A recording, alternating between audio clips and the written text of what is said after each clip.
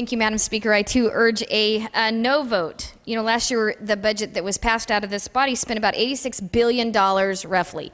This year, they think this framework of a budget is about $91 billion, close to $92 billion. But as Finance said in Budget Committee 2 days ago, they're not sure. We have to act on it before we know the real price tag. That made me think back of a federal statement that was made by Nancy Pelosi when she says, we have to pass it so we know what's in it. And so I think that's what's going on here. This is... Look, in Budget Committee a couple of days ago, they said it's 99.9% done. And I said, can we see that language? Because there's no language. It was just the framework of language. And Finance didn't even have all the information that was produced. So it's really frustrating that we have one of the biggest bills and the biggest issues in our state of California is our budget, and we wait to the last minute of the last day of the last hour, and then we throw it out there. But you can talk about coupon bills, and you can talk about coupon resolutions, and IDing pet tags and bed sheets and all these other things, but we don't address the issues with our state budget and our fiscal problems that we have with this state. In case you guys didn't know, we're 50th in business-friendly climate. That means we can't get any worse. So raising taxes and punitively punishing our business owners, you're still going to be 50th.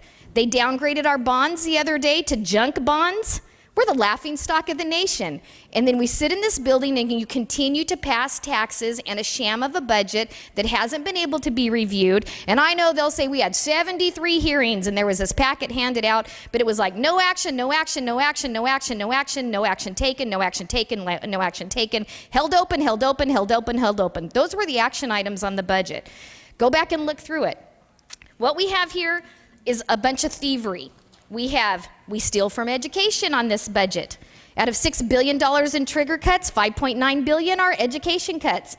You know, I thought about, you guys always say education is your priority. And I thought, wow, if that's the priority, why are they taking the most? And then I finally realized that education is your priority to cut.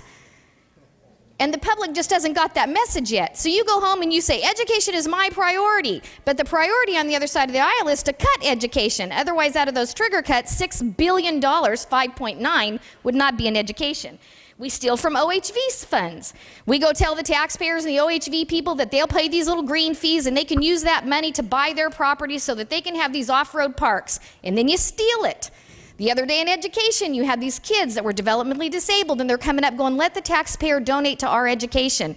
But there's no protections in there for the government not to steal their money. So the bottom line is that we're stealing from education, you're stealing from OHV, you're stealing from CAL FIRE, you're stealing from the most vulnerable in our community by cutting services to people who need help taking a bath, eating, living in the community at the best of available quality of life that they can have. And you're cutting services to them by 6 hours roughly a month to the individuals that help take care of them, but you spend a truckload of money on these DC centers because you can't make cuts in the state employment base. Because why? Again, y'all know my pet peeve, it's against the unions and you guys don't have the guts to stand up against them. So I would ask... Calderon. Yes. Madam Speaker, point of order, would you please instruct Ms. Grove to stick to the issues and not to make wild accusations about the motivations of the members on this floor. Point well taken. Ms. Grove? Thank you.